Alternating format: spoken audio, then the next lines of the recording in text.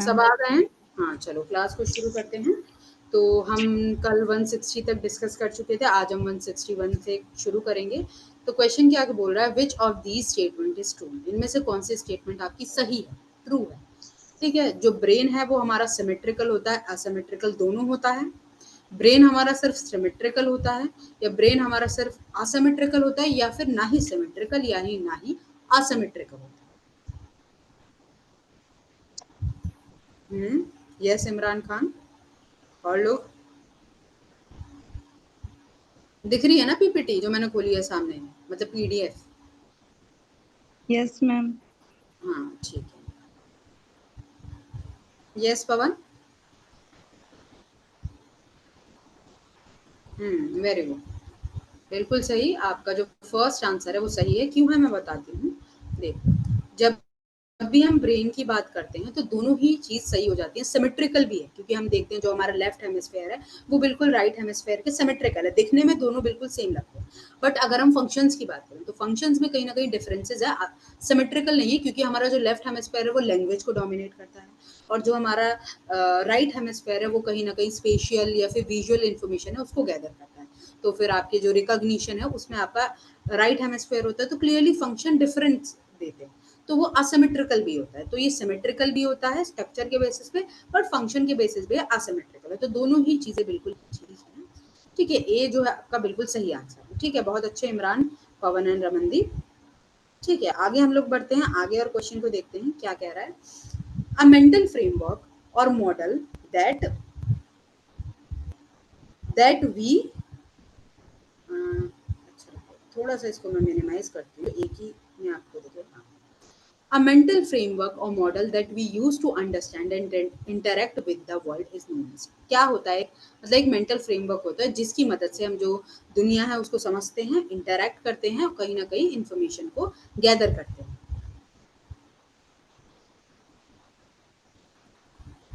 6-2 का ए दिया है अनु ने और सनी ने। बिल्कुल सही, बिल्कुल सही आंसर है।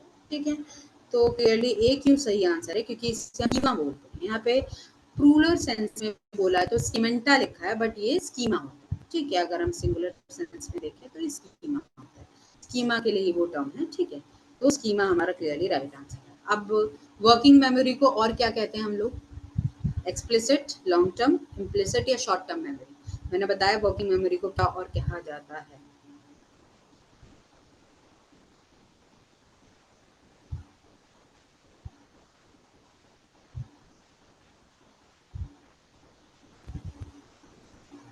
यस अनु एंड रमनदीप, बिल्कुल सही।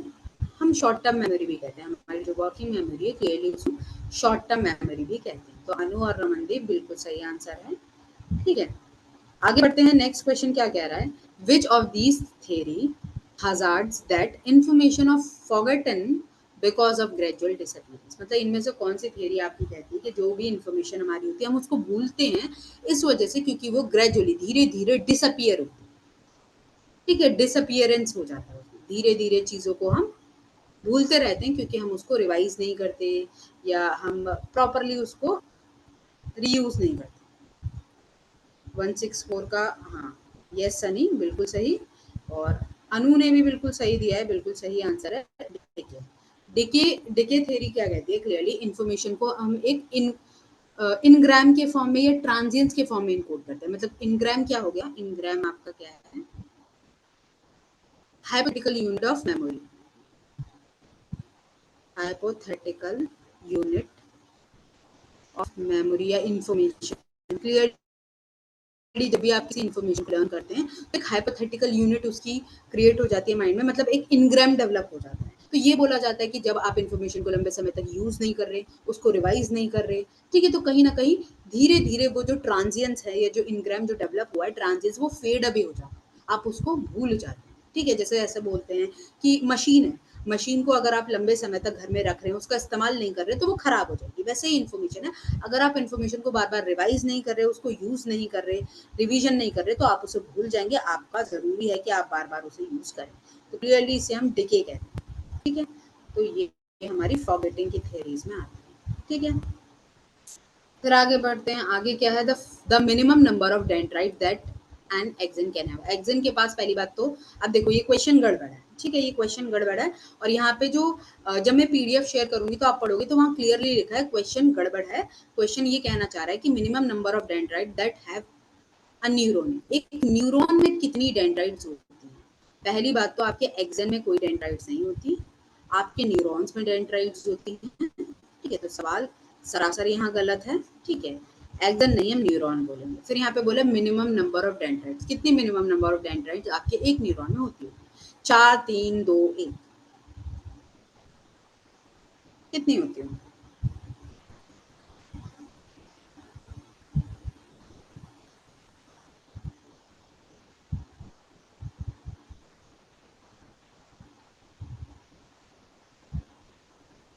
65 का सी। देखो यहाँ पे क्लियरली है, दिया गया कि 3 डेंड्राइट्स होती है, 3 नंबर एक बताया गया है, ठीक है। वैसे एक डेंड्राइट्स तो क्लियरली नहीं होती, ठीक है। एक्सन आपका एक होता है, डेंड्राइट्स हमारी बहुत सारी होती है, पर प्रोमिनेंटली एक जो नंबर दिया है वो आपका 3 है कि 3 डेंड्राइट्स होती है, ठीक है। हाँ 3, क्लियरली जो 3 है वो आपका राइट आंसर है। 3 आपकी डेंड्राइट्स होती हैं, ठीक है। तो अब हम आगे बढ़ते हैं। आगे क्या क्वेश्चन कह रहा है, which part of the brain is responsible for learning through social observation. जब भी हम किसी को ऑब्जर्व करते हैं तो क्लियरली हमारा कौन सा ब्रेन का हिस्सा इन्वॉल्व होता है, हम चीजों को जब भी ऑब्जर्व करके लर्न करते हैं? Frontal cortex, parietal region, hippocampus या फिर हमारा अमिगडाला?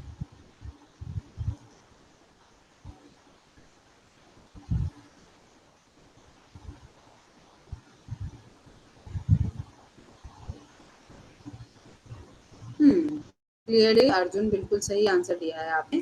फ्रंटल कॉर्टेक्स, जो हमारा फ्रंटल कॉर्टेक्स है उसमें क्लियरली हमारा जो प्री फ्रंटल कॉर्टेक्स होता है, ठीक है, प्री फ्रंटल कॉर्टेक्स होता है, उसमें हमारे जो मिरर न्यूरॉन्स होते हैं, ठीक है, मिरर न्यूरॉन्स होते हैं, उनके थ्रू हम जो है सोशल ऑब्जर्वेशन मतलब दूसरों को ऑब्जर्व करते हैं और ऑब्जर्व करके हम चीज़ों को लर्न करते हैं, सीखते हैं। तो वो हमारा काम होता है फ्रंटल कॉर्टेक्स। हाँ क्लियरली जो ए है वो बिल्कुल हमारा सही आंसर है। हाँ बहुत अच्छा, बिल्कुल सही आंसर सनी है ननू, ठीक है। नेक्स्ट क्वेश्चन हमारा क्या कह रहा है, इन डिस्क्राइबिंग इमोशन, जब भी हम इमोशंस को डिस्क्राइब करते हैं, corner of the mouth depress, जो हमारे माउथ के जो कॉर्नर्स हैं वो डिप्रेस्ड हैं। इनर कॉर्नर ऑफ आईब्रो, जो आईब्रो के इनर कॉर्नर्स है वो रेज्ड है। तो मतलब ऐसे कुछ इनर कॉर्नर्स जो होंगे वो रेज्ड होंगे, और हमारा जो माउथ है वो डिप्रेस्ड है। वो किस चीज को डिपिक्ट कर रहा है? सैडनेस, फियर, जॉय या सरप्राइज?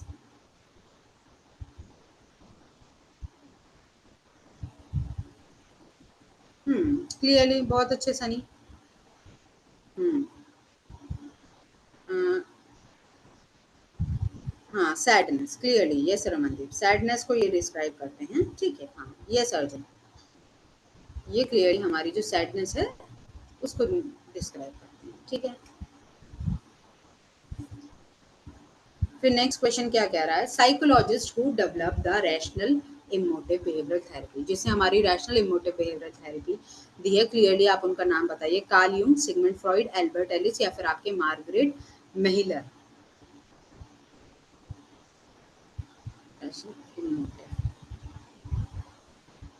क्लियरली हमारे जो है एल्बर्ट एलिस है इन्होंने, ठीक है। सी बिल्कुल सही आंसर है, यस सनी।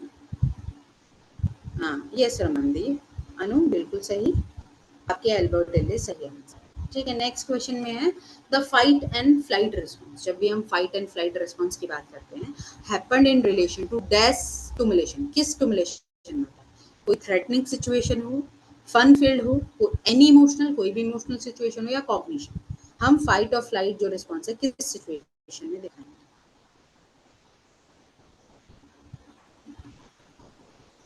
हम्म, अर्जुन ने 169 का ए दिया है, रमनदीप ने भी, सब ने ए दिया है, देखते हैं 169। हाँ थ्रेटनिंग सिचुएशन, जहां भी हमें डर होता है, फियर होता है, थ्रेटन, डरे हुए जब हम होते हैं, फियरफुल सिचुएशन में क्लियरली हमारा जो फाइट एंड फ्लाइट रिस्पॉन्स है वो देखा जाता है, ठीक है। Cognitive behavioural therapy is dash centre, ये जो आपकी कॉग्निटिव बिहेवियरल थेरेपी है किस चीज पे इसका ध्यान रहता है? थेरेपिस्ट पे फोकस होता है, प्रेजेंट पे ध्यान होता है, क्लाइंट पे होता है या फिर पास्ट पे होता है?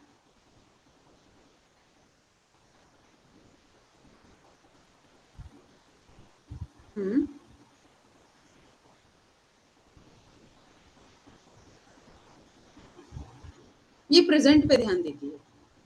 क्लियरली हमारी जो कॉग्निटिव बिहेवियरल थेरेपी है वो क्लियरली प्रेजेंट पे ध्यान देती है। नाउ क्या फोकस होता है, नाउ पे फोकस होता है, प्रेजेंट पे। ठीक है, तो क्लियरली हमारा बी जो है वो सही आंसर है। ठीक है, अब नेक्स्ट क्वेश्चन क्या कह रहा है, according to the rational emotive behavioural therapy emotion are composed from which of the following. जो इमोशंस है वो आपके किस चीज से बने होते हैं? इंटरप्रिटेशन होता है। अब यहाँ पे बिलीफ्स नहीं लिखा, यहाँ पे बिलीफ लिखना चाह रही हूँ। ठीक है, जो हमारे बिलीफ होते हैं। ठीक है, बिलीफ, हाँ आई गेस यही स्पेलिंग, या स्पेलिंग गड़बड़ है।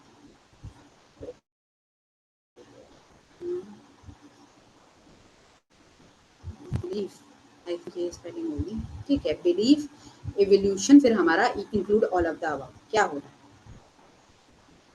हाँ बिलीफ, हाँ अब स्पेलिंग ठीक मुझे देखिए। हाँ ठीक है, बिलीव्स होते हैं। हाँ। तो क्या इसमें होता है?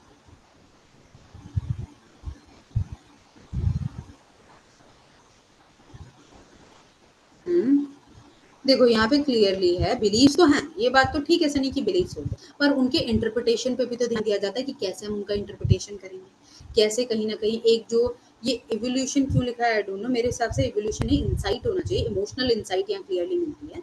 ठीक है, तो यहाँ पे क्या है, क्लियरली हमारे जो बिलीव्स है उनकी बात की जाती है, उनका इंटरप्रिटेशन किस तरीके से उन बिलीफ को आप इंटरप्रिटेट कर रहे हो।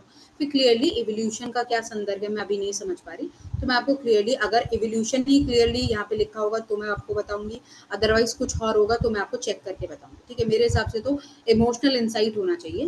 ठीक है, तो ये दोनों चीजें बिल्कुल ठीक है, क्योंकि यहाँ इंटरप्रिटेशन इवैल्यूएशन पे हो ध्यान। सकता है क्या? मैम, इवैल्यूएशन हो सकता है कि हम सिचुएशन को कैसे एवैल्यूएट कर रहे हैं।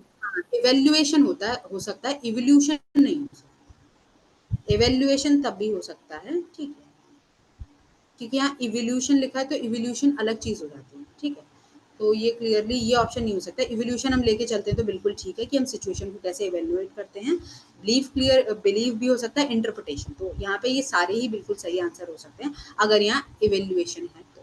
ठीक है, तो एक बार मैं आपको फिर भी ये चेक करके बताऊंगी। ठीक है, मैं यहाँ पे ग्रीन मार्क कर देती हूँ कि मैं आपको एक बार इसका कॉन्फर्मेशन दूंगी। ठीक है, कुछ क्वेश्चन ऐसे होते हैं तो हमें थोड़ा सा उन्हें चेक करना पड़ता है। ठीक है, अब यहाँ पे क्या है, emotional disturbance have which of the following as its core. मतलब जब भी हम इमोशनली डिस्टर्ब होते हैं तो क्या चीज कोर होती है, क्या चीज बहुत मतलब बेसिक होती है कि ये तो जरूर होगा। हम्म, बताइए, इमोशनल डिस्टर्बेंस में क्या चीज कोर रहेगी? डिसगस्ट का मतलब क्या होगा मैम? क्या? और डिसगस्ट जो लिखा है ऊपर, ऑप्शन ए। डिस्गस्ट, डिस्गस्ट मतलब घृणा करना। जब आप होते हैं ना कि आप कोई ऐसी चीज देख लेते हो और रहते ये, मतलब जब आपको बकवास बेकार लगती है, जब आप कचड़े के साइड से निकले तो जो घृणा आपको होती है, या फिर कोई ऐसी कीड़े मकोड़े देख ले तो अजीब सी घिन आने लगती है ना, तो वह घृणा, डिस्गस्ट। 172 का बी दिया गया है, सी दिया गया है, चलिए देखते हैं। Clearly B, anger. जब भी हम इमोशनली डिस्टर्बेंस होते हैं, कहीं ना कहीं गुस्सा, गुस्सा हमारा कारण होता है। गुस्सा जिस वजह से आता है, फ्रस्ट्रेशन, कभी कभी हम फ्रस्ट्रेटेड होते हैं जब हमारे गोल्स को हम अचीव नहीं कर पाते, हमारे जो गोल्स हैं वो हम मीट नहीं कर पाते। ठीक है, हमारे गोल या फिर ब्लॉक हो जाते हैं। ठीक है, तो उससे कहीं ना कहीं जो फ्रस्ट्रेशन जनरेट होती है, तो इमोशनल डिस्टर्बेंस की हम इमोशनली डिस्टर्ब, ठीक है, अच्छा महसूस नहीं कर रहे, तो उसका कारण हमारा मेजरली गुस्सा होता है। हम गुस्से में किसी भी वजह से हम गुस्सा फील करते हैं। ठीक है, तो बी जो है हमारा मोस्ट वाइबल आंसर होगा। ठीक है अर्जुन, ब्लेम करने में हम इमोशनल डिस्टर्बेंस नहीं, गुस्सा जब हमारा होता है, हमारा मतलब गुस्सा एक कोर है। ठीक है, हम फ्रस्ट्रेटेड फील करते हैं तब। ठीक है, या हमारी जो गोल्स है वो ब्लॉक हो जाते हैं। One of the following is an important aspect of rational emotive behavioural therapy. Rational emotive behavioural therapy का एक जो एक इम्पॉर्टेंट एस्पेक्ट है वो क्या है? यूजिंग वंस एक्सपीरियंस, आप अपने एक्सपीरियंसेस को यूज करना, ह्यूमर का यूज करना, पैसिव रहना, या फिर दूसरों के एक्सपीरियंसेस को यूज करना।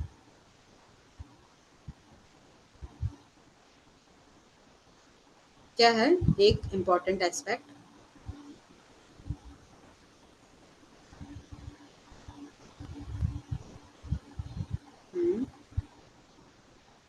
173 का ए अनु ने दिया है, इमरान ने बी दिया है। बी किसने दिया है? रमनदीप ने, इमरान ने, बिल्कुल सही। ह्यूमर, हम ह्यूमर का इस्तेमाल करते हैं। कभी-कभी जो सिचुएशन है उसकी सीरियसनेस को डाउन करने के लिए हम किसका इस्तेमाल करते हैं? ह्यूमर का। जैसे आपने देखा होगा कि जब भी बहुत ज़्यादा हम रैशनल इमोटिव बिहेवियरल थेरेपी क्या है कि आप इर्रेशनल थॉट करते हो। जैसे एग्ज़ाम को लेके, जब भी एग्ज़ाम को लेके सोचते हो तो हमें लगता है यार मैं एग्ज़ाम में जाऊँगी सब कुछ भूल जाऊँगी, मुझे कुछ भी याद नहीं आएगा। कभी-कभी हम ऐसा इर्रेशनल सोचते हैं कि मैं एग्ज़ाम में जाऊँगी ना, देखना मुझे कुछ याद नहीं रहेगा। तो ह्यूमर के साथ हम इसे टैकल कर सकते हैं। कैसे कि हम बोलेंगे कि यार एग्ज़ाम में क्या पता मैं टॉप कर लूँ पर रोल नंबर गलत लिख के आ जाऊँ।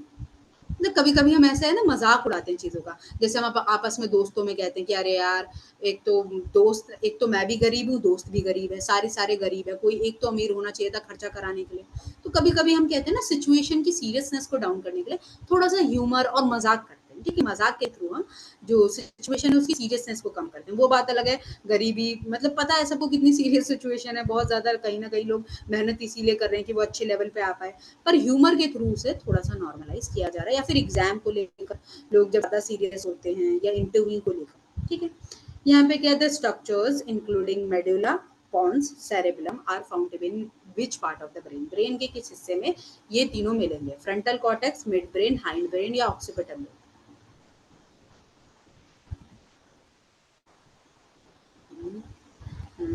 अरे!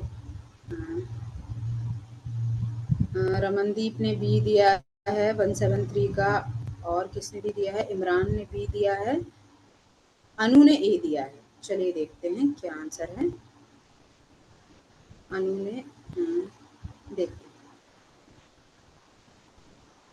नहीं, अनु ने हाइंड ब्रेन दिया है, ठीक है। अर्जुन ने सी दिया है, फिर रमनदीप ने सी दिया है, सनी ने भी सी दिया है। बिल्कुल सही, सबने बिल्कुल सही आंसर दिया है, जिसने भी सी दिया है बिल्कुल सही आंसर है। हाइंड ब्रेन जो है क्लियरली आपका राइट आंसर है, ठीक है।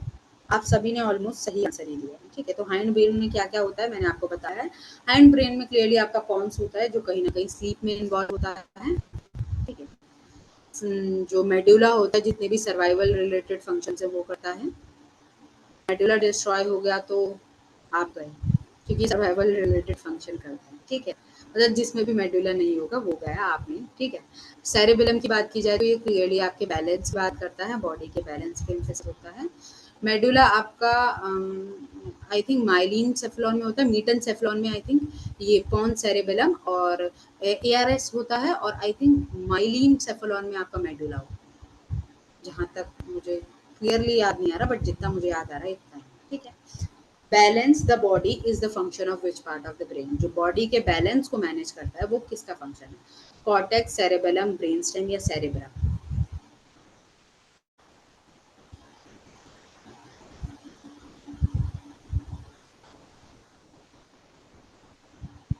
वन सेवन फोर का बी दिया है, अरे 174 पे कहाँ है?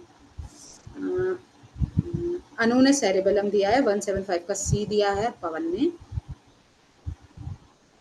पवन सी नहीं होगा और रमनदीप बिल्कुल ठीक, अनु बिल्कुल ठीक। क्लियरली आपका सेरेबेलम आंसर होगा, ठीक है। 175 का आपका क्लियरली जो भी है। बैलेंस के लिए मैंने अभी ऊपर ही तो बताया, बैलेंस के लिए आपका सेरेबेलम होगा। क्यों अर्जुन मुझे बताओ, मैंने ऊपर ही तो बताया कि बैलेंस के लिए सेरेबेलम होगा, तो गड़बड़ क्यों? मैम सेरिबेलम ही हमने बताया, 175 का डी ऑप्शन किया। हाँ हाँ, ठीक है, चलो कोई बात नहीं, ठीक है। हाँ, आगे बढ़ो, हम आगे देखते हैं क्या क्वेश्चन है। Learning and memory are function of dash system of the brain? जो आपकी लर्निंग और मेमोरी है वो किस पार्ट में होती है? Brain stem, cortical, cerebellar, cerebellum लिखना चाह रहे होंगे, ठीक है, लिम्बिक सिस्टम।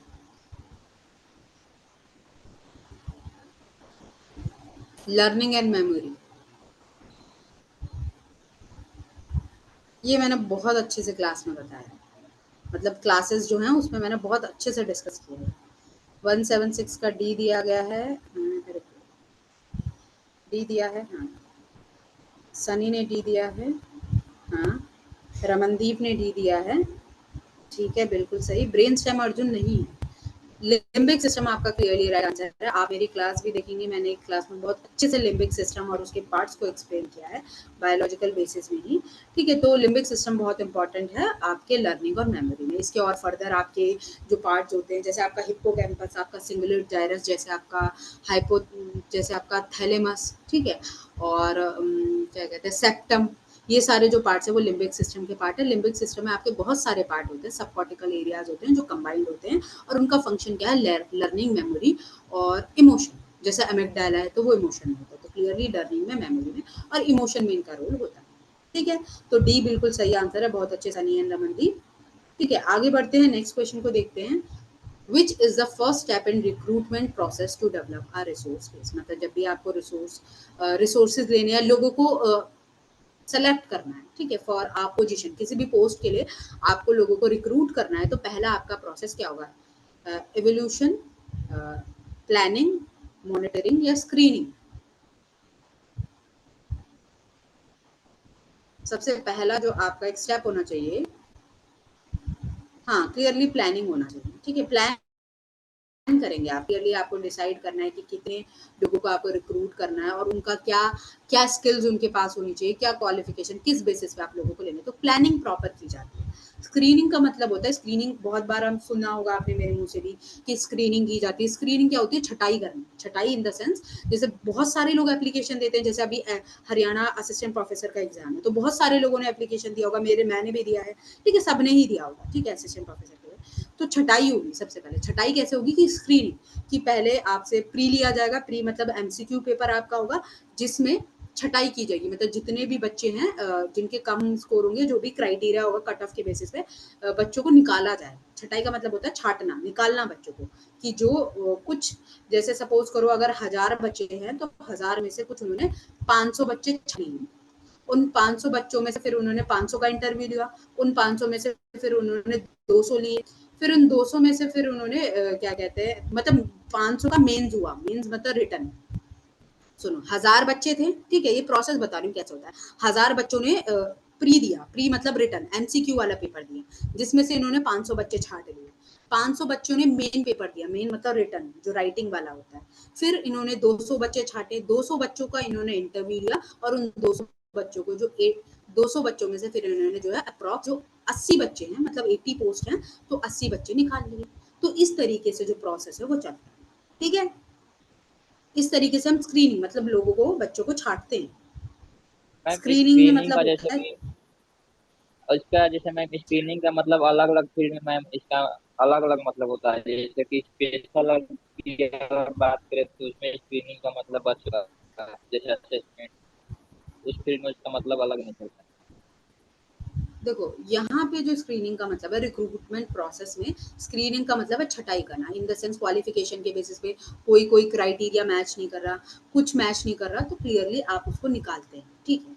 तो स्क्रीनिंग का यहाँ पे जो मतलब है वो बच्चों को निकालना, जो लोग क्राइटेरिया मैच नहीं कर रहे, जैसे क्वालिफिकेशन ये होनी चाहिए, ये सर्टिफिकेट होना चाहिए, इतना एक्सपीरियंस होना चाहिए, जो मैच नहीं करते उनको साइड किया जाता है। तो यहाँ पे मतलब स्क्रीनिंग का ये है। आगे अलग अलग होगा तो फिर जिस अकॉर्डिंग सवाल आएगा हम उस अकॉर्डिंग समझेंगे, ठीक है। अब यहाँ पे क्या है, which of these help in understanding what task are important and how to perform, मतलब क्या टास्क जरूरी है और कैसे इसको परफॉर्म करना है, क्लियरली किस में आएगा, job relatedness, job task, job availability या जॉब एनालिसिस, किस में आएगा।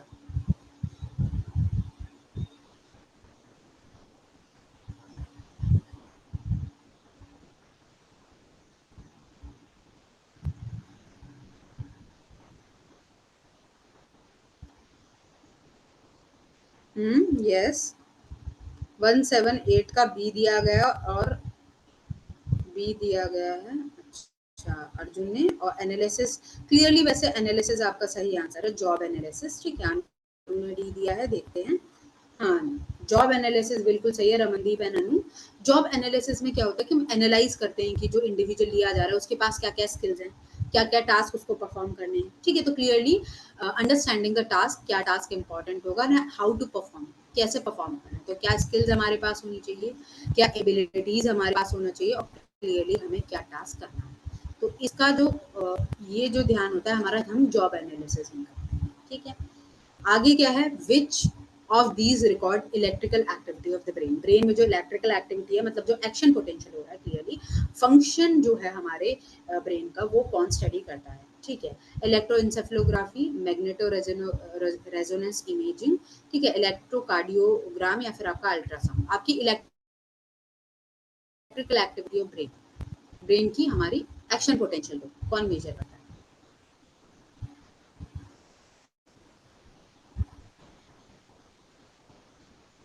यस यस, 179 का ए दिख रहा है, तो ए बिल्कुल सही आंसर है, ठीक है। रमनदीप, अर्जुन एंड पवन, बिल्कुल सही आंसर है। ईईजी बिल्कुल सनी, बिल्कुल सही अनु, ठीक है। ए आपका सही आंसर है। इलेक्ट्रोइंसेफेलोग्राम क्लियरली आपकी जो ब्रेन की इलेक्ट्रिकल एक्टिविटी वो बताता है, ठीक है। क्या एक्शन पोटेंशियल क्लियरली चल रहा है हमारे ब्रेन में, तो वो ईईजी बताता है, ठीक है। आगे आते हैं, पोजिस्ट्रोन इमिशन एक्टिविटी, जो पैट स्कैन है, tomography, scan of brain, brain को स्कैन करता है। सो विच ऑफ द फॉलोइंग, किस चीज को देखने के लिए? Electrical activity, 3 dimensional image, magnetic activity, या biochemical activity?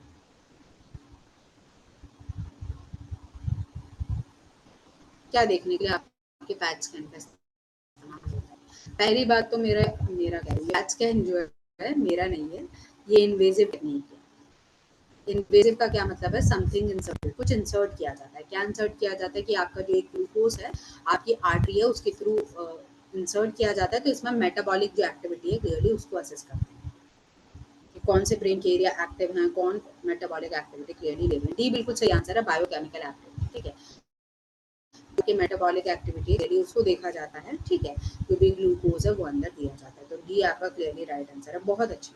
Sunny, Anu and Amandeep बिल्कुल सही, ठीक है। आगे बढ़ते हैं। The purpose of developing cumulative record card, जो आपका क्यूमुलेटिव रिकॉर्ड कार्ड है, उसको डेवलप करने का क्या पर्पस है? प्रोवाइड करता है data required for analyzing the client problem, provide information about the strength and weakness of client, maintain confidence lady about the client data, confidence lady नहीं होगा, I think confidence level about the client data, या फिर none of the above, क्या होगा?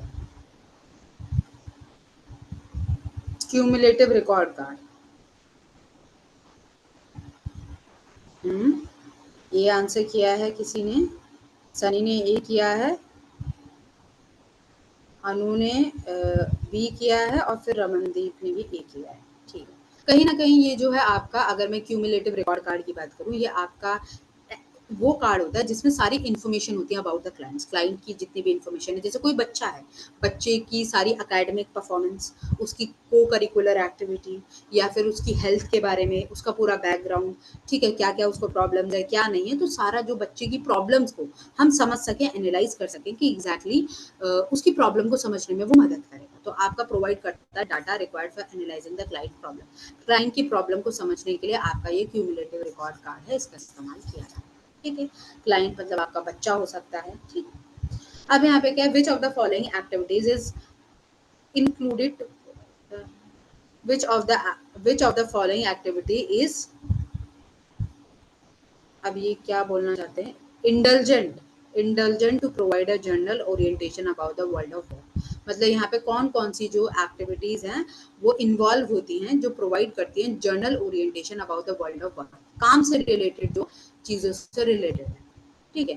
तो यहाँ पे आप इसको, क्योंकि इंडिटेंट्स का मतलब मुझे नहीं पता क्लियरली, इंडल्जेंट या इन्वॉल्व आप समझ सकते हैं, ठीक है। एक आसान भाषा में अगर मैं इसको समझाना चाहूँ, 182 का सी दिया गया है अर्जुन, अनु और सनी ने, तो देखते हैं सी है कि नहीं। यहाँ पे देखो, पहले ये समझो, यहाँ पे क्लू आइडेंटिफाई करो। यहाँ पे लिखा है वर्ल्ड ऑफ वर्क, काम से रिलेटेड क्या होगा, मुझे बताओ, काम से रिलेटेड क्या हो सकता है? हाँ बिल्कुल, करियर टॉक्स होती हैं आपकी, करियर टॉक्स होते हैं जहाँ पे आपको जो ऑक्यूपेशनल या वोकेशनल रिलेटेड गाइडेंस प्रोवाइड की जाती है, या आपको करियर से रिलेटेड क्या ऑप्शन, क्या पाथवे पे आपके जाना चाहिए, वो वर्ल्ड ऑफ वर्क लिखा है, मतलब क्लियरली आपकी जो करियर टॉक्स होती है, ठीक है। करियर से रिलेटेड वर्कशॉप तो आपकी किसी से भी रिलेटेड हो सकती है, को करिकुलर एक्टिविटी अगर आप मैम करते यहाँ हैं तो पर जैसे वर्कशॉप आपको कि जन क्या? मैम जनरल ओरिएंटेशन की बात हो रहा है यहाँ पर, और वर्ड ऑफ वर्क, इसमें तो वर्क आप सबको जैसे कि बैलेंस वाला ये आंसर वर्क आप ही होगा ना। इसमें जर्नल ओरिएंटेशन की बात हो रही है, पर यहाँ पे वर्ल्ड ऑफ वर्क लिखा है, काम से रिलेटेड। तो काम से रिलेटेड तो करियर टॉक्स होनी चाहिए ना, जो मुझे समझ आ रहा है। मुझे लग रहा है करियर टॉक्स ही होना चाहिए, क्योंकि वो करियर, आपने देखा होगा वर्कशॉप तो हर किसी चीज से रिलेटेड हो सकती है, पर तो मैम क्लियरली अगर हम अगर ऐसे देखा जाए तो क्लास टॉक भी हो सकता है, ग्रुप डिस्कशन भी हो क्लास टॉक सकता में है। करियर की क्या बात होगी? क्लास टॉक तो नॉर्मली क्लास टॉक होगी, करियर की कहाँ बात होगी? करियर आपके काम से रिलेटेड है ना। जब भी हम, अगर आपने ऊपर भी क्वेश्चन देखे होंगे, ऊपर भी वहां पे था, जैसे एक दो बार क्वेश्चन आया कि वर्क रिलेटेड चीजें काउंसलिंग होती है तो क्या होती है, तो आपने करियर काउंसलिंग क्यों चुना? इसलिए चुना क्योंकि वर्क कहीं ना कहीं करियर से रिलेटेड है। कहीं ना कहीं आप एक वो क्लू आइडेंटिफाई करते हो कि वर्क होगा तो कहीं ना कहीं करियर होना चाहिए। हम्म। चलो एक बार मैं आपको फिर भी चेक करके, अगर आपको वर्कशॉप लग रहा है तो मैं चेक करके बताऊंगी, बट मुझे करियर टॉक्स ही लग रहा है। ठीक है, मेरे हिसाब से तो करियर टॉक ही सही आंसर है, और वही दिया और गया है। मैम ठीक है। हाँ। वैसे भी ऐसे लग रहा है कि जनरल बोलना चाह रहा है कि एक जनरल ओरिएंटेशन। और मैम कुछ अगर से हाँ। स्पेशल ओरिएंटेशन होता तो फिर हम वर्कशॉप्स कर सकते थे कि उसमें हाँ करियर वर्कशॉप। वर्कशॉप। वर्कशॉप किसी भी चीज को लेके आपकी एक अलग से वर्कशॉप कराना, कोई भी चीज सिखाना। बट जब काम की बात हो रही है तो मेरे हिसाब से करियर वर्कशॉप भी हो सकती है, देखो। बट वहां पे फिर हाँ जी। करियर करियर वर्कशॉप भी हो सकती है, तो यहाँ पे करियर होता तो वो ज्यादा एप्ट होता, क्योंकि वर्कशॉप यस किसी भी मैम। चीज को लेके हो सकती है, अवेयरनेस को लेके, करियर को लेकर, या फिर सेल्फ डिफेंस को लेके वर्कशॉप हो रही है, या फिर आपकी वर्कशॉप एक एक बहुत बड़ी टर्म है, कोई स्पेसिफिक टर्म नहीं। ठीक है, क्योंकि आप देखते हो ट्रैफिक पुलिस को लेके भी आपकी की ट्रैफिक रूल्स को कहीं ना कहीं समझाने के लिए वर्कशॉप होती है। तो यहाँ पे करियर बहुत बहुत स्पेसिफिक क्यों दिया गया है, तो मुझे ऐसा लगता है डी राइट आंसर होगा। ठीक है, और डी दिया भी गया है। ठीक है, तो क्लियरली डी आपका होना चाहिए। अगर फिर भी आपको है तो मैं एक बार और इसे चेक कर लूंगी। ठीक है, आगे बढ़ते हैं। अकॉर्डिंग टू एरिक एरिक्सन, आप देखो यहाँ एरिक एरिक्सन की स्पेलिंग गलत है। ठीक है, एरिक एरिक एरिक्सन। ठीक है, एरिक एरिक्सन की जो साइको सोशल डेवलपमेंट की बात करें, तो अडोलसेंस का जो फेज होता है उसमें हमारी कौन सी कॉन्फ्लिक्ट हम एक्सपीरियंस करते हैं अडोलसेंस स्टेज में? अडोलसेंस स्टेज हमारी 12 से 18 साल में होगी। ठीक है, ये कुछ हमारा एज होगा।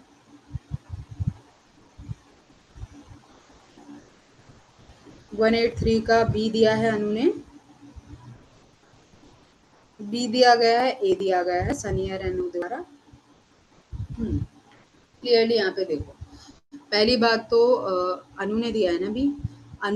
जो इंटीमेसी और जो आइसोलेशन है वो क्लियरली हम अडल्टहुड में देखते हैं, अडल्टहुड। ठीक है, हमारा जो अडोलसेंस है उसमें क्लियरली हम आइडेंटिटी और रोल कंफ्यूजन देखते हैं। इसी तरीके का सेम सवाल हम पहले भी डिस्कस कर चुके हैं, तो ए हमारा राइट आंसर होगा। अडोलसेंस में हम आइडेंटिटी वर्सेस रोल कंफ्यूजन देखते हैं। अडल्टहुड में हम देखते हैं इंटीमेसी एंड आइसोलेशन, कि हम अकेले रहेंगे या हम रिलेशनशिप में आएंगे, हम पार्टनर को ढूंढेंगे, गर्लफ्रेंड बॉयफ्रेंड वाली चीजें। ठीक है, फिर इंडस्ट्री और इन्फ्योरिटी हमारी जो क्या कहते हैं इससे भी नीचे, मतलब जो अडोलसेंस से भी नीचे जो हमारी स्टेज होती है चाइल्डहुड में, क्लियरली वहां देखते हैं इनिशिएशन वर्सेस जो गिल्ट है वो उससे भी नीचे होती है। ठीक है, उससे भी नीचे की जो स्टेज होती है। ठीक है, तो यहाँ पे आई होप ये आपको क्लियर होगा। अब यहाँ पे क्या है, नेशनल क्लासिफिकेशन ऑफ ऑक्यूपेशन, जो हमारा NCO 2015 है, national classification of occupation, developed by, किसने डेवलप किया? International Labour Organisation, National Skill Development Agency, doctorate journal of employment, या फिर आपका नेशनल स्किल डेवलपमेंट कॉर्पोरेशन।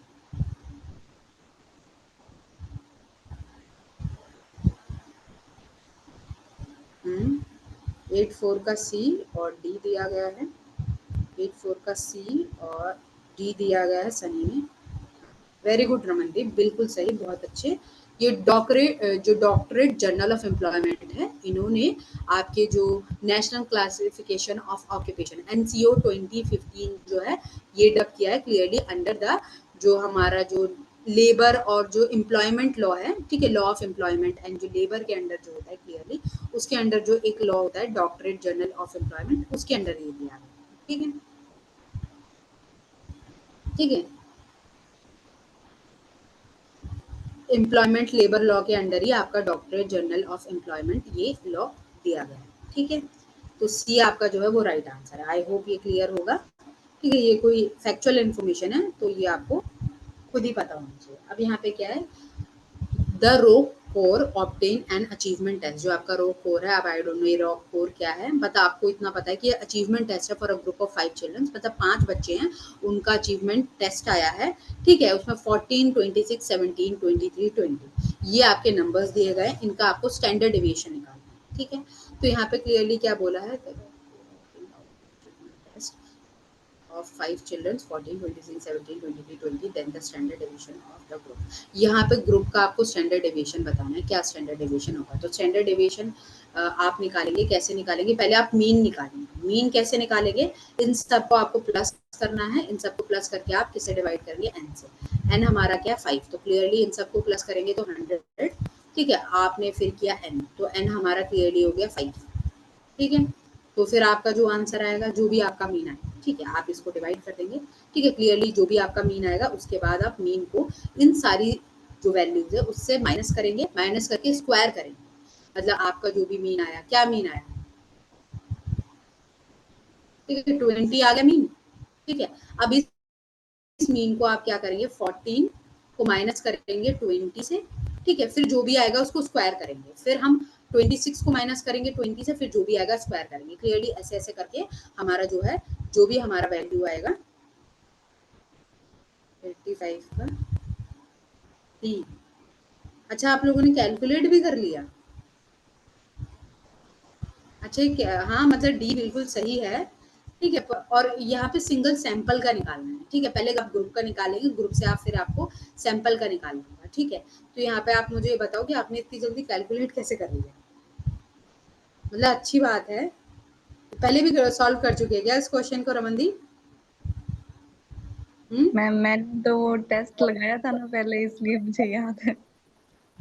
तो भाई देख लो, प्रैक्टिस करने का फायदा है। मैंने आपको पहले भी बताया कि मैं पहले भी प्रैक्टिस सेट करवा चुकी हूँ। वैसे तो रमनदीप बहुत स्टार्टिंग से ही क्लासेस दे रही है, तो देख लो, टेस्ट हैं और प्रैक्टिस अगर करते जाओगे तो इसी तरीके से फिर सवाल आएंगे। मैम रमनदीप अच्छा, ही टॉप करेगी लग रहा है। क्या? रमनदीप ही टॉप करेगी। अरे टॉप सब कर सकते हैं अगर पढ़े तो, जो पढ़ेगा वो टॉप करेगा। तो रमनदीप पढ़ रही है तो वो करेगी, ठीक है, जो पढ़ेगा वो करेगा, क्लियरली बात है। अब यहाँ पे लिखा है प्लीज एक्सप्लेन वंस। अच्छा हाँ अनूप, फिर से हम बताते हैं। पहले क्या किया जाएगा, आप इन सब का क्या निकालोगे, आप पहले निकालोगे मीन। मीन कैसे निकालोगे कि आप इन सब का सम कर दोगे, सम करने के बाद एन से, जो एन मतलब नंबर ऑफ चिल्ड्रन है, आप उनसे इन्हें डिवाइड करोगे, ठीक है। तो आपने ऐसे करके मीन निकाला, 20 हमारा मीन निकला। अब मीन को निकालने के बाद हम हर वैल्यू के साथ मीन को माइनस करेंगे, माइनस करने के बाद जो भी स्टेटमेंट आएगा उसको हम क्या करेंगे, स्क्वायर करेंगे, ठीक है। स्क्वायर करेंगे, स्क्वायर करने के बाद फिर क्या होगा, जो भी जितने भी वैल्यूज के साथ आप करेंगे, करने के बाद फिर आप इन सबको प्लस करेंगे। प्लस करने के बाद फिर आपका जो 5 है, क्लियरली सपोज कीजिए आपका 90 आ गया। 90 के बाद आपने क्या किया, 5, और इनको फिर आप क्या करेंगे, क्लियरली डिवाइड करेंगे। डिवाइड करने के बाद जो आएगा उसको अंडर रूट करेंगे, फिर आपका जो आंसर है वो आ जाएगा। आपको ये सॉल्व करना होगा, ऐसे नहीं कि सामने कि क्वेश्चन आपका ये है, आपको इसको सॉल्व करके देखना होगा। मैंने आपको प्रोसेस बता दिया, एक बार आप करके देखो, नहीं समझ आएगा तो हम फिर क्लास में साथ में करेंगे, ठीक है, ठीक है अनु, 20 तक प्रोसेस मैंने समझ में आ गया, 20 आ गया, उसके बाद 90/5 के आगे क्या करना पड़ेगा मैम? क्या मैम 90/5 निकालने के बाद इसके आगे क्या करना होगा मैम? 90/5 करोगे, उसके बाद जो भी आएगा, डिवाइड किया, इसको डिवाइड करने के बाद आप इसे अंडर रूट करेंगे। 14 आता है मैम, हाँ डिवाइड से तो 14 आता है, 14 16, ठीक है, तो आप इसको सुनो, 5 एकम 5 5 8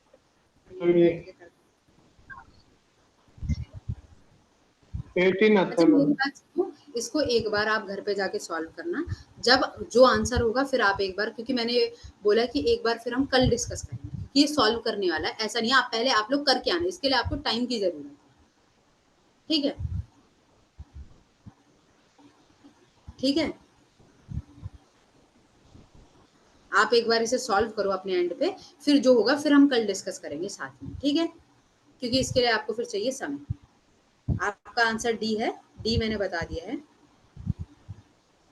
इसको अंडर रूट भी करना है ना, फिर आगे जाके फिर बाद में आपका बेटा ये है कि ये सिर्फ आपके क्या कहते हैं ग्रुप का आएगा, आपको फिर एक सैंपल का निकालना है, तो सैंपल का आप जब निकालेंगे तो आपको पता लगेगा, ठीक है। तो मैं आपको क्लियरली कल डिस्कस करेंगे इन डिटेल में, इसको करके मैं बताऊंगी। फिर आपको अंडर रूट करना है,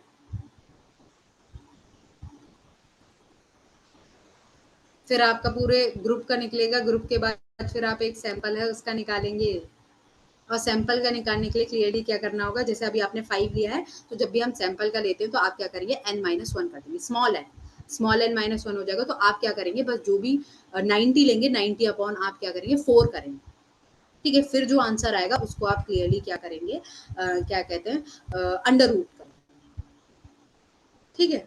तो प्रोसेस ये है, पर इसको एक बार आप सॉल्व करके आना, फिर मैं भी आपको फिर हम साथ में करेंगे, ठीक है। अब यहाँ पे क्या है, which of the following counselling approach is not usually undertaken by the cornflour in the school setting, ठीक है। यहाँ पे बोला है which of the following counselling approach, कौन सी जो काउंसलिंग अप्रोच है यूजुअली नहीं इस्तेमाल की जाएगी स्कूल सेटिंग में। अभी कॉर्नफ्लावर क्यों लिखा है, बट मैं इतना समझ पा रही हूँ कि ये सवाल कह रहा है कि कौन सी काउंसलिंग अप्रोच जो है स्कूल सेटिंग में यूज नहीं की जानी चाहिए, ठीक है। क्योंकि कॉर्नफ्लावर का यहाँ लिखने का संदर्भ मैं नहीं समझ पाई, बट मुझे इतना समझ आ रहा है कि स्कूल सेटिंग में हमारा कौन सा हमें काउंसलिंग अप्रोच नहीं यूज करनी चाहिए। पर्सन सेंटर्ड अप्रोच, ये पर्सन सेंटर होगा, ठीक है। Psycho analytical approach, cognitive approach और गैस्टाल्ट अप्रोच होगा, ठीक है। गैस्टाल्ट अप्रोच, ठीक है। और ये हमारी पर्सन सेंटर्ड अप्रोच, ठीक है। साइको एनालिटिकल, कॉग्निटिव, हाँ और सब सही है। बी आंसर दिया गया है, डी आंसर दिया गया है। देखो ये क्लियरली बात होती है, क्या बात होती है कि जो साइको एनालिटिक अप्रोच है ना उसको हम स्कूल सेटिंग में यूज नहीं कर सकते। जो बच्चे हैं बच्चों के साथ हम साइको एनालिटिकल जो अप्रोच है इसका इस्तेमाल नहीं कर सकते, क्योंकि वो अनकॉन्शियस की बात करती है, कहीं ना कहीं वो रिप्रेस्ड मेमोरी की बात करती है, तो क्लियरली हम पास्ट में जाने की बात करते हैं। तो बी जो है इसका इस्तेमाल हम नहीं करते स्कूल सेटिंग में, ठीक है। आगे बढ़ते हैं, नेक्स्ट क्वेश्चन क्या बोल रहा है, counsellor is different from a psychiatrist. अगर हम काउंसलर की बात करें तो वो साइकेट्रिस्ट से अलग होता है, क्योंकि वो डील करता है कैसी प्रॉब्लम्स, सीवियर, ज्यादा सीवियर होती हैं, स्कूल स्टूडेंट ओनली, या फिर लेस सीवियर, या none of the above. Psychiatrist जो है वो कैसे अलग है, क्योंकि ये मेडिकेशन प्रोवाइड करते हैं, दवाई भी देते हैं, क्या दवाई आपको चाहिए प्रॉपरली, ठीक है। अगर आपको लेस सीवियर, हाँ क्लियरली लेस सीवियर मतलब आपकी जो एडजस्टमेंट रिलेटेड प्रॉब्लम है उनको सॉल्व करते हैं। जो एडजस्टमेंट रिलेटेड प्रॉब्लम होगी वो हमारे काउंसलर की जो पार्टनर्स हैं, पार्टनर्स में जैसे इंटरपर्सनल रिलेशनशिप में दिक्कत हो रही है, फैमिली में कोई छोटी मोटी प्रॉब्लम हो रही है, ठीक है, स्कूल में बच्चे को एडजस्टमेंट में दिक्कत हो रही है, तो जो छोटी छोटी प्रॉब्लम्स है इनको काउंसलिंग करने में आपके काउंसलर का काम होता है। ये जो डिसऑर्डर्स होते हैं, ये जो मेडिकेशन वाले या थेरेपी देना, क्लियरली ये आपके जो ये जो आपके साइकेट्रिस्ट है उनका काम नहीं होता, ये सिर्फ काउंसलिंग प्रोवाइड करते हैं, मतलब एडजस्टमेंट रिलेटेड जो प्रॉब्लम है उनको रिजॉल्व करते हैं, ठीक है। हाँ लेस सीवियर प्रॉब्लम है उनको डिस्कस किया जाता है, ठीक है। फिर यहाँ पे क्या है, minimum testing programme for the school student consist of, मतलब एक जो टेस्टिंग प्रोग्राम होता है बच्चे के लिए स्कूल में जो प्रोवाइड किया जाता है, तो क्या क्या चीज मेजर की जानी चाहिए, attitude, interest, aptitude, intelligence, values, interest, attitude, social acceptance, intelligence, interest, personality and study habit, या इंटेलिजेंस, एप्टीट्यूड, स्टडी हैबिट या वैल्यूज। क्या क्या चीजें बच्चों की जो बेसिक होती हैं जो स्कूल टाइम पे मेजर की जाती हैं। हाँ 188 का ए दिया है, किसने दिया है, ए मुझे दिखाई दिया बट किसने दिया ये मैं नहीं देख पाई। अर्जुन ने दिया है, रमनदीप ने भी ए दिया, सनी ने भी ए दिया। हाँ हम बच्चे का एटीट्यूड देखते हैं, लाइक्स एंड डिसलाइक, व्हाट मतलब क्या चीज उसे पसंद है क्या नहीं पसंद, ठीक है। इंटरेस्ट, बच्चे का इंटरेस्ट किस चीज में, प्रेफरेंस। एप्टीट्यूड देखा जाता है उसकी अंडरलाइन पोटेंशियल किस चीज में वो अच्छा है, इंटेलिजेंस देखी जाती है, तो ए क्लियरली जो है वो हमारा राइट आंसर है, ठीक है। नेक्स्ट क्वेश्चन क्या कह रहा है, which of the following statement is true about the gifted child. जो गिफ्टेड चाइल्ड की बात करते हैं तो उनके संदर्भ में कौन सी स्टेटमेंट सही है। High level of social maturity, abstract thinking over concrete thinking. Abstract thinking उनकी ज्यादा बेहतर होती है रेदर देन कॉन्क्रीट, ठीक है, मतलब कॉन्क्रीट के कंपैरिजन में एब्स्ट्रैक्ट उनमें ज्यादा होती है। Preference to learn through experiment, experiment के थ्रू लर्न करते हैं या फिर ऑल ऑफ द अबव?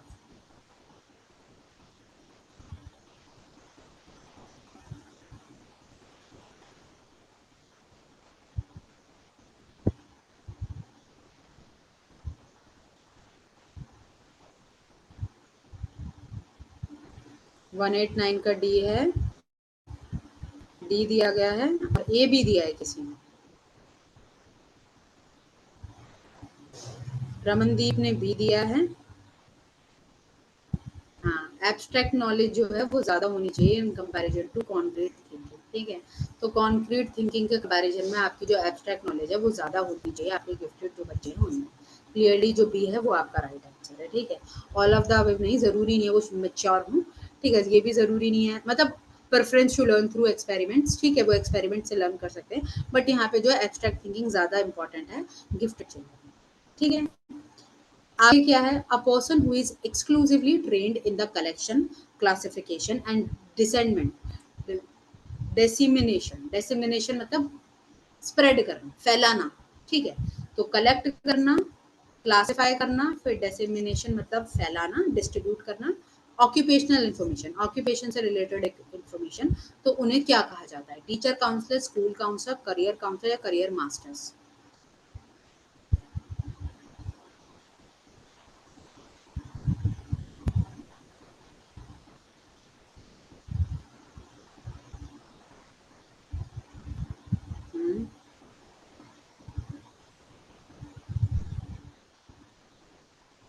ठीक है, यहाँ पे लिखा है a person who is exclusively trained in collection, classification, dissemination of occupational information, मतलब जिसकी नॉलेज अच्छी है, आपके करियर को लेके उसको पता है किस पाथवे में हो तो कहाँ जाना है, तो कलेक्शन, इंफॉर्मेशन को कलेक्ट करना, क्लासिफाई करना और स्प्रेड करना। तो करियर रिलेटेड जो ऑक्यूपेशन से रिलेटेड काउंसलिंग देना उसका काम नहीं है, काउंसलिंग देना काम नहीं है, उसको पता है किस पाथवे पे आप जा सकते हैं, किस पाथवे में नहीं।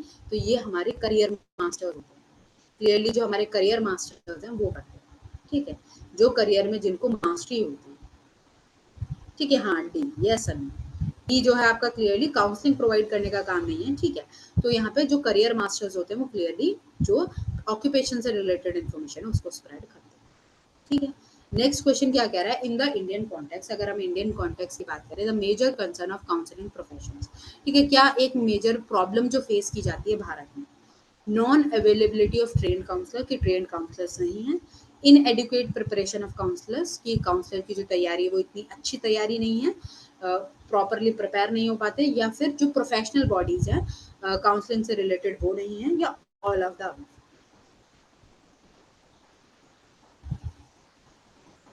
यस अनु? 91 का डी, हाँ, रमनदीप, अर्जुन, सनी, बिल्कुल सही, डी बिल्कुल सही आंसर है। ये सारी चीजें यहाँ पे ना ही ट्रेन काउंसलर हैं, ठीक है, हर दूसरा इंसान काउंसलिंग प्रोवाइड कर रहा है, अब उसके पास सर्टिफिकेट है हो ना हो, ट्रेनिंग उसकी हो ना हो, हर कोई काउंसलिंग प्रोवाइड कर रहा है। इन एडुकेट प्रिपरेशन ऑफ काउंसलर, कोई प्रैक्टिस नहीं है, प्रैक्टिस इन द सेंस ये नहीं है कि पहले वो कितने केसेस डिस्कस कर चुके हैं, टैकल कर चुके हैं, किसके अंडर उन्होंने प्रैक्टिस की है, वो सब नहीं है, बस काउंसलिंग प्रोवाइड कर रहे हैं, ठीक है। Non existence of professional body, कोई प्रोफेशनल बॉडी भी नहीं है, तो डी क्लियरली जो है आपका राइट आंसर है, ठीक है। Who define the ego state as a consistent pattern of feeling and experience directly related to the corresponding consistent pattern of behavior, कि आप कैसा फील करेंगे वो कहीं ना कहीं आपकी जो ईगो स्टेट है उस पर निर्भर करता है कि आप किस ईगो स्टेट में हैं। Consistent pattern of feeling and experience directly related to the corresponding consistent pattern of behavior. तो ईगो स्टेट मैंने कहाँ डिस्कस किया है? Freud, Eric Berne, Eric Berne की स्पेलिंग मेरे हिसाब से गलत है, ठीक है, हैरिस थॉमस और जीन प्याजे की भी स्पेलिंग है, एरिक बर्न की स्पेलिंग ये भी नहीं है, बैरन तो नहीं है, एरिक बर्न है, तो ये गलत ही है। वन क्या आंसर है?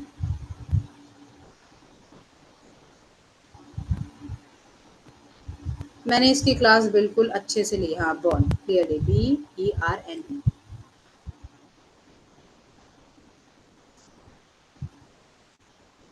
ठीक है, एरिक बर्न है, क्लियरली यही सही आंसर है। ट्रांजैक्शनल एनालिसिस जो इन्होंने, यही इनकी थ्योरी है, यही इनकी थेरेपी है। ठीक है, ट्रांजैक्शनल एनालिसिस की बात ये करते हैं तो यहाँ पे क्या है, ये ईगो स्टेट की बात करते हैं, ईगो स्टेट की, इड, ईगो, सुपर ईगो। ठीक है, क्लियरली यहाँ पे होता है कि आप एज अ चाइल्ड चीज़ों को देख रहे हैं, एज अ अडल्ट आप चीज़ों को देख रहे हैं, एज अ पेरेंट। तो जो ईगो स्टेट होगी उसकी तरीके से हम फील करेंगे, उसकी तरीके से हमारा एक्सपीरियंस होगा। तो क्लियरली जो बी है वो हमारा राइट आंसर। ठीक है, फ्रॉइड नहीं है, फ्रॉइड के ईगो की बात नहीं हो रही है, यहाँ पे ईगो स्टेट की बात की जाती है। जो हमारे ट्रांजैक्शनल एनालिसिस या ट्रांजैक्शनल थेरेपी में हम बात करते हैं कि कैसे हमें जो ट्रांजैक्शंस है उनको समझना है, कि आप और मैं अगर कम्युनिकेट कर रहे हैं, आप और मुझ में अगर कोई ट्रांजैक्शन हो रहा है, कोई कम्युनिकेशन हो रहा है, तो हम एक दूसरे के कम्युनिकेशन को समझें। ठीक है, जैसे मैं सामने हूँ, मैं किस ईगो स्टेट से बात कर रही हूँ, जैसे मैं एज अ अडल्ट बात कर रही हूँ तो आपको एज अ अडल्ट रिस्पॉन्स करना है। अगर मैं एज अ चाइल्ड बात कर रही हूँ, मैंने कोई मजाक किया है, तो आप एज अ क्या कहते हैं, आप भी एज अ मतलब कहीं ना कहीं कॉम्प्लीमेंट करें। हम जो कम्युनिकेशन है, जो इंटरपर्सनल रिलेशन है, उनको इम्प्रूव करने के लिए ये थेरेपी जो है उसका इस्तेमाल भी किया जाता है। ठीक है, लोगों में सेल्फ अवेयरनेस क्रिएट कर सकें, उनको उनके जो रिलेशनशिप हैं उनको इम्प्रूव किया जा सके। ठीक है, तो इसकी क्लास मैंने ली है, आप लोग देख भी सकते हैं, बहुत अच्छे से मैंने इसको समझाया है। ठीक है, फिर यहाँ पे क्या लिखा है, directed search was developed based on the theory proposed by. जो डायरेक्टेड सर्च है, ये जो थ्योरी है किसने प्रपोज की है, इसमें जो फोकस होता है क्लियरली आपका ये होता है कि जिस तरीके से आपकी पर्सनैलिटी होगी उसी के बेसिस पे आप जो अपना करियर है, कि आप किस करियर को ऑप्ट करेंगे, वो आपकी पर्सनैलिटी पर निर्भर होता है। तो ये किसने दी है, आपके DE super, JL Holland, Frank person, या फिर आपका जो गेजबर्ग है, इन्होंने। मैंने ये भी डिस्कस की है। और लोग बताओ, मैंने इसकी क्लासेस ली है। ठीक है, मैंने सुपर की थ्योरी भी आपको बताई है, और होलैंड की थ्योरी भी आपको बताई है, जो गेजबर्ग है उनकी थ्योरी भी हमने डिस्कस की है। यही नई नई चीजें हैं। यस मैम, ये क्लासेस मैंने अभी देखी है इन दिनों में, क्योंकि पहले बीच में वो स्किप हो गया था ना मेरा, तो अभी ये न्यू वाली मैंने अभी देखी है ये। हाँ, ये मैंने नए टॉपिक्स डिस्कस किए हैं, जब सिलेबस पूरा हुआ है तो मैंने नए टॉपिक्स डिस्कस किए हैं। ये JL होलैंड है, क्लियरली उन्होंने दी है, जो कहीं ना कहीं ये बात करते हैं कि जिस तरीके से हमारी पर्सनैलिटी है उसी ऑक्यूपेशन में हम इन्वॉल्व होते हैं। किस ऑक्यूपेशन, आर्टिस्टिक में जाएंगे, रियलिस्टिक में जाएंगे, जिस भी ऑक्यूपेशन में हम जाएंगे, क्लियरली वो हमारी पर्सनैलिटी पर निर्भर करेगा। ठीक है, तो क्लियरली हमारा जो आंसर है वो ए सही आंसर है। आप इन क्लासेस को आप देख सकते हैं, बिल्कुल नए टॉपिक्स हैं जो मैंने क्लास में डिस्कस किए हैं। ठीक है, अब यहाँ पे क्या है, which of the following tool has been developed by J.O. Crites. जो J.O. क्राइट्स है, इन्होंने कौन सा टूल डेवलप किया है, career development inventory, environmental assessment techniques, occupational card shot, या फिर आपका करियर मैच्योरिटी इन्वेंटरी। अब आई नो कुछ ऐसे ऐसे क्वेश्चन आ रहे हैं जिनका आपको आइडिया नहीं है, तो आप गैस ही कर सकते हैं, क्योंकि आप ऐसे क्वेश्चंस फिर देखेंगे तो आप कहीं ना कहीं उन कॉन्सेप्ट्स को पढ़ेंगे, समझेंगे।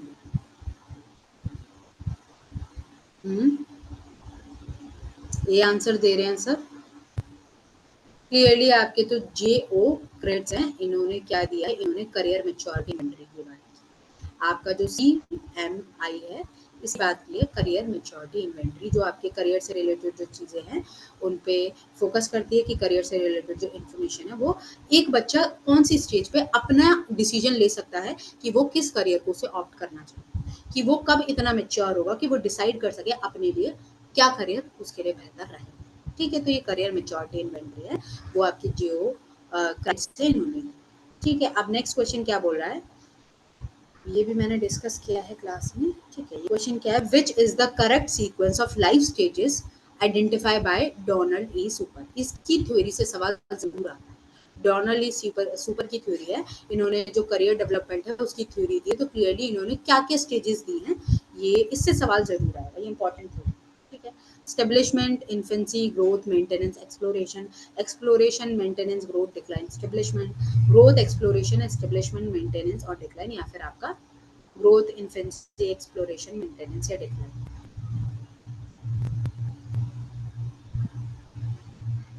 95 का C। और लोग बताइए, कोई बात नहीं, कीजिए अगर आपको पढ़ के भी कुछ समझ आ रहा हो, थोड़ा सा आप इसमें गेस भी कर सकते हैं, पता है थोड़ा सा दिमाग लगाएं तो। अच्छा मुझे बताओ, अगर मैं बात करूं डिक्लाइन सबसे एंड में होगा, आखिर में। डिक्लाइन पहले तो नहीं हो सकता किसी चीज के।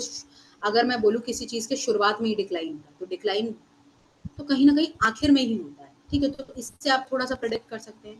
ठीक है, पहली बात तो अभी इसे हम समझते हैं। ग्रोथ मतलब हमारा जो ग्रोथ का फेज होता है, कि हम बर्थ से लेकर 14 साल की जो उम्र होती है, तो वो हमारी ग्रोइंग पीरियड होता है। ठीक है, इसमें हम बर्थ से 14 ईयर्स में होते हैं जो हम ग्रो कर रहे होते हैं। ठीक है, फिर एक्सप्लोरेशन। ठीक है, एक्सप्लोर करते हैं, जो नेक्स्ट स्टेज है हमारे, क्लियरली हम इसमें एक्सप्लोर करने की कोशिश करते हैं, नए नए करियर ऑप्शंस देखते हैं, क्या कर सकते हैं क्या नहीं कर सकते। इसके बाद फिर हम स्टेब्लिश करते हैं, मतलब एक करियर हम कहीं ना कहीं हमारे एडल्टहुड में डिसाइड करते हैं कि हाँ ये मुझे करना है। ठीक है, ये करने के बाद हम मेंटेनेंस स्टेज में आते हैं, जो हमारा थोड़ा सा ओल्ड एज हो जाता है, जिसमें हम डिसाइड करते हैं कि हाँ अब मुझे इसी में एक्सपर्टीज फाइंड आउट करनी है, इसी में मुझे आगे बढ़ना है, इसी में मुझे अपना प्रमोशन लेना है या बेस्ट करना है। फिर डिक्लाइन हमारी एज जो लास्ट ओल्ड एज होती है। ठीक है, ओल्ड एज में कहीं ना कहीं हम डिक्लाइन करते हैं। तो ये जो हमारी है, मैंने डिस्कस की है आपकी डॉल एंड ई सुपर की थ्योरी, तो आप देखेंगे ये नए टॉपिक्स। ठीक है, नेक्स्ट क्वेश्चन क्या कह रहा है, guidance programme in school consist of mainly essential services. जो गाइडेंस प्रोग्राम होता है स्कूल में, उसमें कुछ जरूरी सर्विसेज दी जाती हैं। People inventory services aim to, जो पीपल इन्वेंट्री सर्विसेज है उनका फोकस क्या होता है, providing suitable counselling interventions, collecting all relevant data about the student, choosing appropriate counselling strategies, या फिर plan various group guidance activities.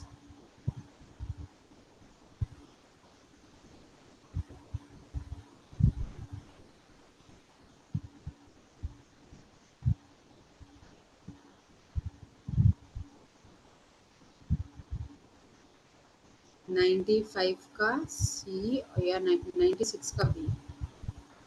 हाँ बताओ, और लोग बताओ क्या होगा। कोई बात नहीं, ट्राई करो। नहीं पढ़ा कोई कॉन्सेप्ट, नहीं पता होता, कोशिश करो। ठीक है, वो बात अलग है, फिर बाद में आप क्लासेस देखना, क्योंकि अब आपको समझ आ रहा है कि जो क्लासेस है नए टॉपिक से उनसे सवाल आ रहे हैं, तो आपको पढ़ना है। हाँ डी, ठीक है। देखो यहाँ पे क्या है, पीपल इन्वेंट्री सर्विसेज क्लियरली क्या है कि जो भी रिलेटेड इन्फॉर्मेशन है, जो कलेक्ट करना, जो डाटा है, जो इन्फॉर्मेशन है स्टूडेंट से रिलेटेड, वो कलेक्ट करना। ठीक है, तो यहाँ पे guidance programme in school consist many essential services, जिसमें हमारा क्या होता है, पीपल इन्वेंट्री सर्विसेज, जो है रिलेवेंट डाटा कलेक्ट करना अबाउट द स्टूडेंट, स्टूडेंट से रिलेटेड जो भी जरूरी डाटा है, जरूरी इन्फॉर्मेशन है, उसको कलेक्ट करना। ठीक है, फिर आगे हमारा क्या कहा जा रहा है, one of the basic communication skill in counselling paraphrasing and reflection helping. किस चीज में ये मदद करता है, कि जब भी आप पैराफ्रेज करते हैं या रिफ्लेक्शन जो है, किस चीज में मदद करता है, रिलेशनशिप को बिल्ड करने में, क्लाइंट की जो फीलिंग्स है उसको समझने में, कम्युनिकेशन एम्पैथी को कम्युनिकेट करने में, या ऑल ऑफ द अबव। 197 का आंसर क्लियरली डी है। वेरी गुड सनी, बहुत अच्छे। हाँ हाँ बहुत अच्छे, डी आपका राइट आंसर है। क्यों डी राइट आंसर है, क्योंकि यहाँ पे लिखा है basic communication skill in counselling. Paraphrasing का पहला मतलब क्या होता है, पैराफ्रेजिंग का मतलब होता है कि जब हम सामने वाले से पूछते हैं कि मतलब जो भी आपने बोला इसका मतलब ये है ना, जैसे आप क्लाइंट हो, आप मेरे से बोलते हो कि मैं बहुत दुखी फील कर रहा हूँ क्योंकि मेरा कोई भी दोस्त मेरे साथ नहीं है, और मैं अकेले ही मतलब मेरे साथ अभी कोई मेरा अच्छा फ्रेंड नहीं है। तो अच्छा आप, फिर मैं पूछूंगी कि आप ये कहना चाहते हो कि आप दुखी हो और इस वजह से, क्योंकि आप अकेले हो, कोई दोस्त नहीं, मतलब आप समझते हैं जो भी चीज बोली गई है उसको, कहीं ना कहीं उसका मतलब समझने की कोशिश करते हैं, कारण समझने की कोशिश करते हैं कि हाँ कि इंसान दुखी है तो दुखी होने का ये कारण है। ठीक है, फिर रिफ्लेक्ट करते हैं क्लियरली। ठीक है, पूछते हैं क्लियरली कि हाँ तो ये रिलेशनशिप, अच्छा रिलेशनशिप बिल्ड करने में भी है, अंडरस्टैंडिंग द क्लाइंट फीलिंग, उसकी फीलिंग को समझने में भी, और कम्युनिकेट एम्पैथी, आप सामने वाले को समझ रहे हैं उसके पर्सपेक्टिव से, तो क्लियरली यहाँ पे सारी ही चीजें जो है वो डेवलप होती है, सारी चीजों के लिए ये बहुत हेल्पफुल होता है। ठीक है, तो मैम क्लियरली डी हमारा राइट आंसर। हाँ मैम इसमें अगर हाँ बोलो। वो ऐसे पूछते कि बेसिक कम्युनिकेशन स्किल, इसमें एक पर उसमें भी एक स्पेशल बता दिया इसने, पैराफ्रेजिंग और रिफ्लेक्शन का पूछा है, तो मैम आई थिंक सी होना चाहिए इसको। मैम थोड़ा क्रॉस चेक कीजिएगा, क्योंकि हाँ अगर इसमें सीधा देखो, पूछा होता बेसिक कम्युनिकेशन स्किल और पैराफ्रेजिंग रिफ्लेक्शन ना दी होती, फिर हम मतलब कर सकते थे ऑल ऑफ द अबव। इसने देखो सिर्फ ये यहाँ पे पूछा लिखा कि पैराफ्रेजिंग और हम्म, रिफ्लेक्शन मतलब किस में हेल्प कर रही है।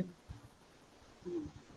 तो यहाँ पे मैम बोला है one of the basic communication skill in counselling, जैसे paraphrasing and reflection helping in, किस चीज़ में मदद कर रहे हैं, तो जो हमारा रिलेशनशिप है उसको भी अच्छा करने में करते हैं, क्लाइंट की फीलिंग को समझने में भी करते हैं, और एम्पैथी को कम्युनिकेट, मतलब सारी चीज़ों में ये मदद करते हैं। ठीक है, वो बात अलग है कि आपने जो सी बोला कि हाँ एम्पैथी की, हम सामने वाले को उसकी पोजीशन से समझें, पर एम्पैथी में भी यही है कि अंडरस्टैंडिंग क्लाइंट फीलिंग, क्लाइंट की फीलिंग को समझना, और फीलिंग समझ पाएंगे तभी तो रिलेशनशिप आपका अच्छा बिल्डअप होगा। आई थिंक ये सब एम्पैथी से ही रिलेटेड है कि आप सामने वाले की फीलिंग को समझना, उसी के पर्सपेक्टिव से क्लियरली बिल्डिंग रिलेशनशिप, आपका रिलेशन तभी अच्छा होगा, तभी आप क्लियरली अच्छा रिलेशनशिप डेवलप कर पाएंगे जब आप जो है एम्पैथी डेवलप कर पाएंगे। ठीक है, सामने वाले को उसकी पोजीशन से समझेंगे तभी तो रिलेशनशिप अच्छा डेवलप होगा। तो ये सारी चीज़ों में ही मदद करें। ठीक है, मेरे हिसाब से तो ऑल ऑफ द अबव भी सही है। ठीक है, तो क्योंकि ये सारी चीज़ों में हेल्प कर रहा है, एक बार फिर भी मैं क्रॉस चेक कर लूँगी। ठीक है, अब यहाँ पे क्वेश्चन क्या लिखा है, मिस अनामिका, जो अनामिका है वो 12 साल की है, 12 year old girl studying in 7th class, 7th class में पढ़ रही है। शी अप्रोच द काउंसलर, उन्होंने अप्रोच किया काउंसलर को विद अ प्रॉब्लम, एक प्रॉब्लम के साथ। इन दिस सिचुएशन, इस सिचुएशन में पहला जो स्टेप होगा काउंसलिंग प्रोसेस का, द काउंसलर काउंसलर क्या करेगा, पहले जो क्लाइंट है उसकी प्रॉब्लम को देखेगा, बिल्ड करेगा relationship with the client, client के साथ जो रिलेशनशिप है वो बिल्ड करेगा, असेस करेगा क्लाइंट की प्रॉब्लम को या गोल को सेट करेगा। सबसे पहले मैंने आपको बताया क्या प्रोसेस होता है हर किसी में। 98 का भी, और लोग बताओ क्या होगा।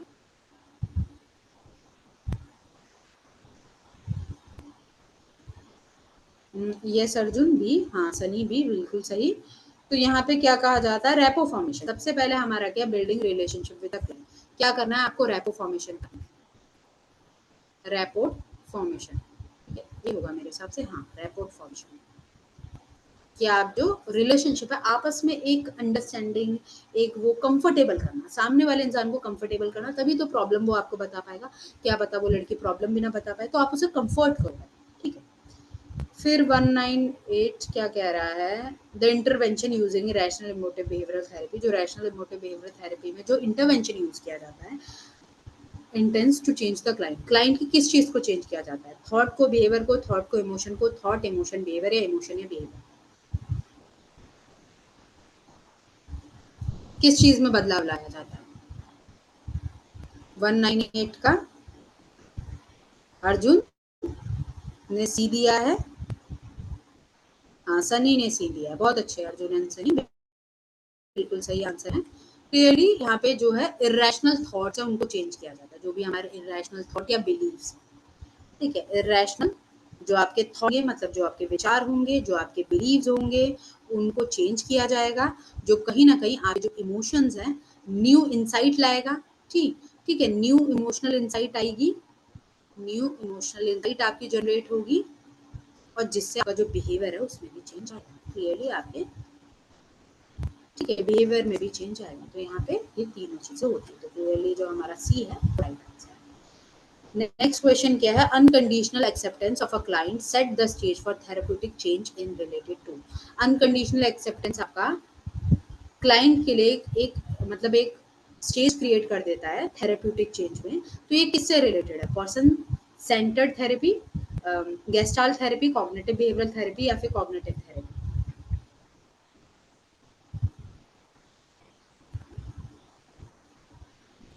200 क्वेश्चन पे कहाँ आए हैं हम, 200 पे 199 पे आएंगे। 99 का ए दिया गया है, अच्छा 200 पे आने, नहीं हम 200 पे हैं, ठीक है हाँ, ए दिया है बिल्कुल सही है, पर्सन सेंटर्ड थेरेपी, हमारी पर्सन सेंटर्ड थेरेपी होती है। ठीक है, ये पर्सन सेंटर्ड को थोड़ा रुको मैं से, पर्सन सेंटर्ड होना चाहिए। ठीक है, पर्सन सेंटर्ड